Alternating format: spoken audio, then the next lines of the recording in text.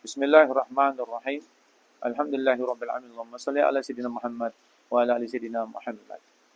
Dalam kitab Riyadhus Shalihin ada satu hadis yang menerangkan tentang seorang dikeluarkan dari neraka yang terakhir.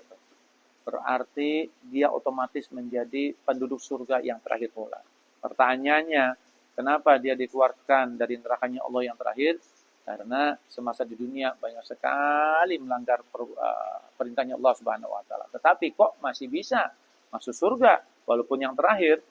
Karena saat meninggal dunia masih membawa kalimat la ilaha illallah Muhammadur Rasulullah. Subhanallah. Sehingga Allah mau mesankan kepada kita di kitab suci Al-Qur'an, wala tamutunna illa wa antum muslimun. Jangan sekali-kali kalian meninggal dunia kecuali tetap dalam keadaan Islam.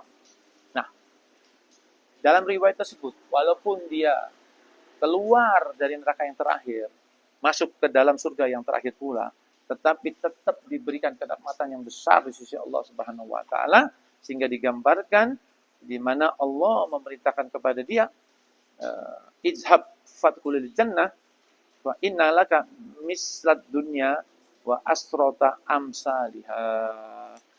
Disebutkan, pergilah dan masuklah kamu ke dalam surga, karena bagimu ini maksudnya yaitu orang yang terakhir keluar dari neraka tersebut untuk masuk ke dalam surga yang terakhir, masih disediakan surga oleh Allah yang luas surganya ini adalah dunia dikali 10 kali lipat luasnya, subhanallah.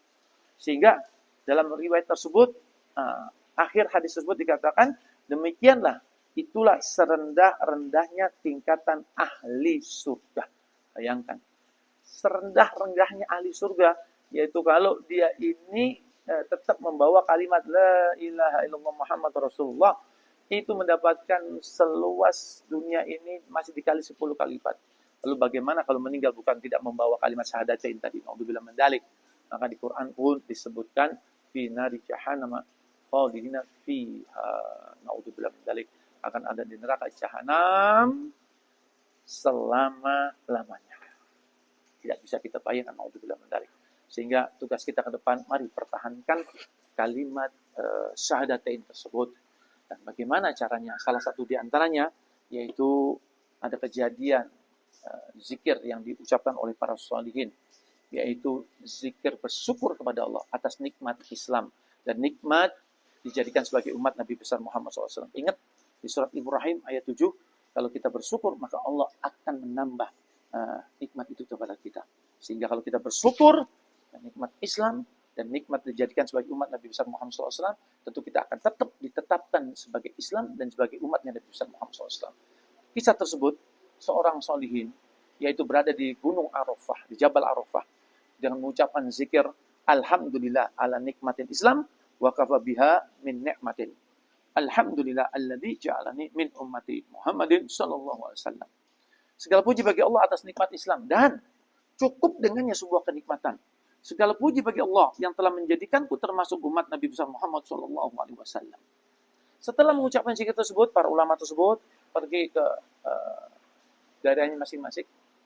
Lalu tahun berikutnya kembali ke padang Arafah tersebut, lalu ingin mengucapkan zikir yang sama sebagai tanda syukur kalau masih tetap dalam keadaan nikmat Islam dan dijadikan menjadi umat Nabi besar Muhammad SAW. Saat ulama-ulama tersebut mau mengucapkan zikir tersebut, tiba-tiba ada suara terdengar dengan mengatakan, mahlan ya Abdullahi hatta nafrugha min kitabati sawabaha fil amil madeh.